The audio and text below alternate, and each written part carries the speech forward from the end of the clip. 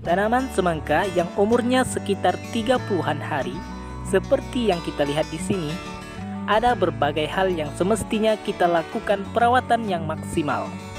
Pada video kali ini, kami akan berbagi pengalaman kepada para bos tentang perawatan semangka pada fase generatif.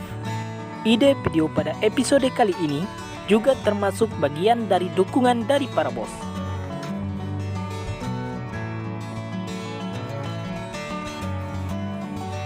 Pada umumnya, tanaman semangka pada fase generatif sangat memerlukan cuaca yang mendukung pertumbuhannya.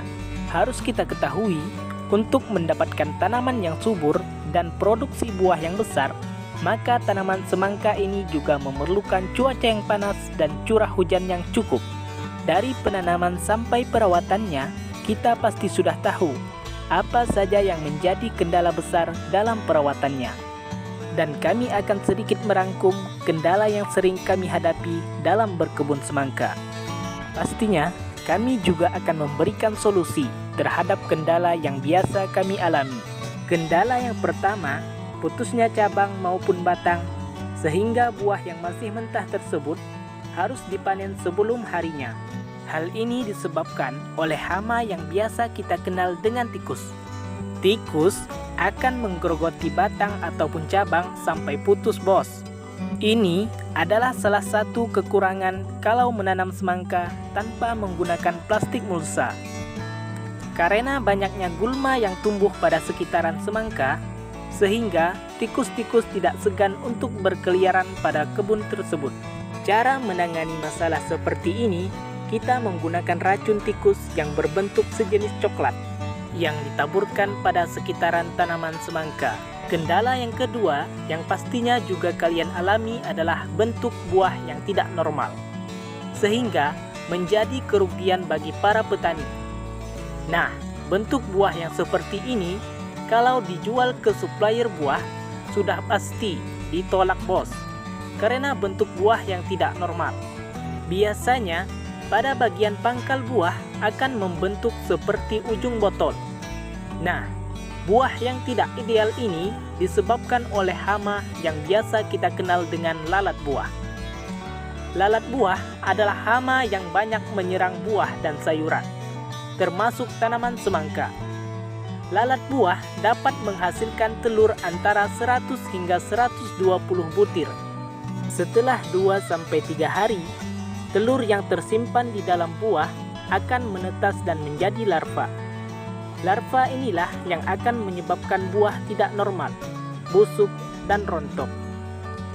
Lalat buah aktif pada siang hari, terutama menjelang senja. Sebelum bertelur, lalat akan mencari tempat yang cocok pada permukaan buah untuk meletakkan telurnya, yang akan ditusukkan ke dalam daging buah. Pada umumnya, lalat betinalah yang menyebabkan kerusakan pada buah. Hama ini akan menyerang pada saat bakal buah yang sudah terbentuk.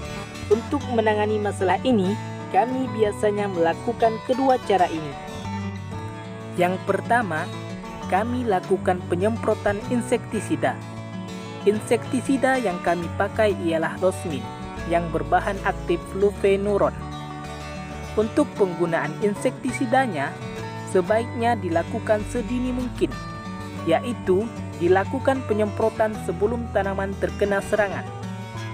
Dan cara yang kedua untuk menangani lalat buah adalah memasang perangkap seperti ini.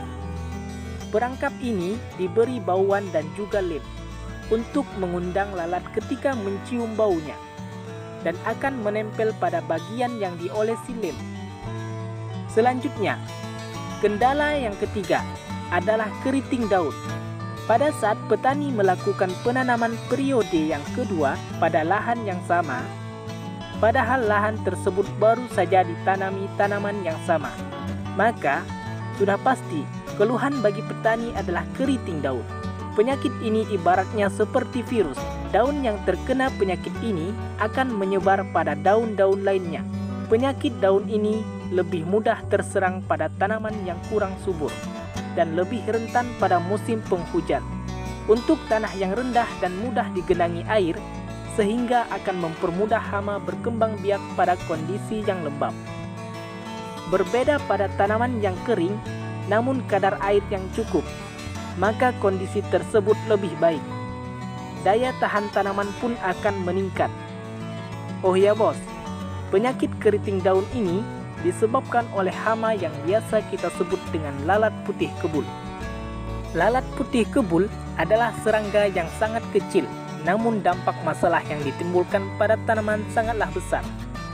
Hama ini tampak seperti ngengat kecil, dan hama ini dapat terbang.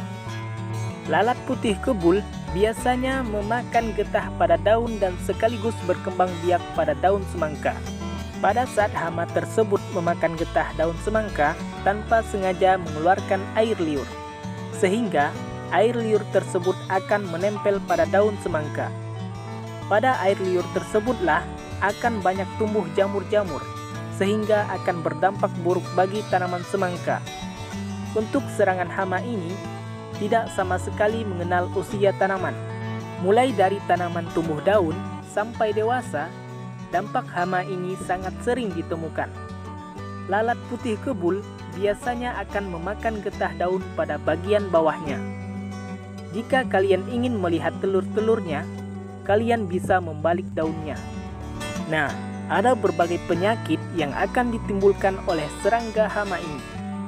Biasanya, daun akan mengkeriting dan menguning, batang berubah menjadi ketil, bahkan mengakibatkan tanaman akan mati. Untuk mengatasi hama ini, kami melakukan penyemprotan insektisida dan juga fungisida sedini mungkin. Yang artinya, lakukanlah penyemprotan sebelum tanaman terkena serangan penyakit ini. Insektisidanya, kami juga memakai losmin yang berbahan aktif lufenuron, dan fungisidanya kami pakai Besvidor yang berbahan aktif imidacloprid. Dan untuk penyemprotannya tidak sembarangan bos. Kami menggunakan semprotan khusus. Pastikan penyemprotannya harus mengenai seluruh bagian daunnya, termasuk bagian bawah daun. Kalian bisa menonton video ini, cara mengatasi keriting daun pada tanaman semangka. Nah, ada yang unik dari kebun kita nih bos. Sebenarnya, benih yang kita tanam ini adalah biji dari hasil makan buahnya. Ya, bisa dibilang kita produksi sendirilah. Hahaha. Jadi, dari sekian luasnya kebun kita, sama sekali tidak membeli benih semangka. Tapi, kalau kita tanam benih dari hasil makan buahnya, maka banyak tanaman semangka akan kawin silang. Berbagai jenis tanaman semangka ada di kebun kita ini. Namun, hanya satu jenis benih yang kita tanam, yaitu varietas Inul. Dan ini adalah hasil dari perkawinan silangnya. Ada yang menjadi semangka non biji, ada yang jadi semangka melon, ada semangka loreng, semangka Inul, sampai ke semangka Big Mardi bos. Oke bos, seperti inilah kalau menanam semangka tanpa menggunakan mulsa. Sudah pasti banyak gulma yang tumbuh di sekitaran tanaman semangka. Mungkin pada video berikutnya kita akan bahas seputar ilmu perkebunan lainnya. Silahkan tulis di kolom komentar untuk requestan kalian. Jangan lupa like, komen, dan subscribe. Salam satu hobi.